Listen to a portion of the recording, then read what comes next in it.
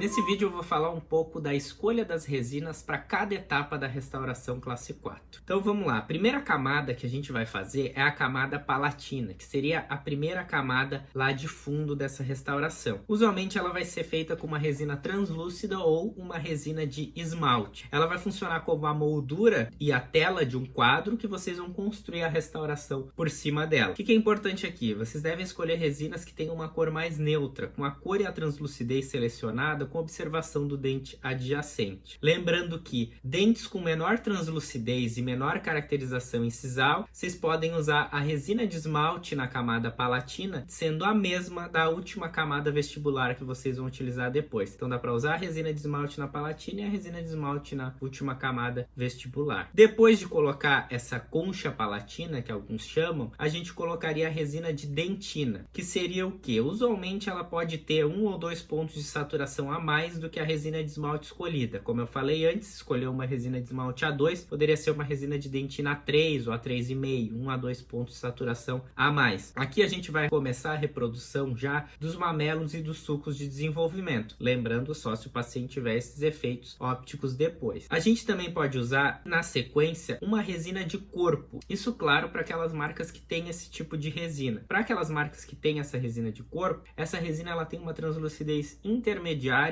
entre a dentina e o esmalte. E ela também vai auxiliar na reprodução dos mamelos e dos sulcos de desenvolvimento, onde a gente vai fazer o descabelamento ou escabelamento dentinário ali na incisal. O que é importante aqui? Se vocês vão fazer a caracterização incisal, essa resina de dentina não deve atingir a proximal da restauração e nem o limite incisal da restauração. Deve estar um pouco aquém, que nem mostrado aí nessa imagem em laranja. E para aqueles sistemas que não têm resina de corpo, pode ser utilizada a mesma resina de dentina utilizada anteriormente ou ainda com um grau de saturação a menos, dependendo da escolha de cor que foi feita. Depois disso, a gente pode fazer o halo opaco. Esse halo opaco ele é formado naturalmente nos dentes pela disposição dos prismas de esmalte que vão se encontrar no ângulo incisal. A maioria dos sistemas de resina, quando inseridos com a angulação correta do bordo incisal, já vão mimetizar esse halo, que nem nos exemplos que eu vou mostrar depois, a gente nem faz ali esse halo, porque os sistemas de resina já reconstrói ele naturalmente. Mas quando for necessário uma caracterização mais evidente, vocês podem utilizar também ali uma resina branca de dentina ou uma dentina A1, inserida no bordo incisal e no ângulo aí, inciso proximal, sem tocar na camada de dentina que foi confeccionada previamente. Ali onde está em laranja, o amarelo não toca o laranja. Geralmente a gente pega uma tripinha dessa resina e coloca ali na incisal do dente. Depois a gente vai colocar as resinas de efeito. Para quê? Para simular aqueles efeitos de opalescência e contra-opalescência. Onde que essa resina é colocada? Ela é colocada entre o halo opaco e a resina de dentina. E geralmente essas resinas de efeito vão ter tons neutros, amarelo alaranjados, azulados ou opalescentes e ainda alguns mais esbranquiçados. Aqui tem um exemplo aí da 3M que tem da cor âmbar, azul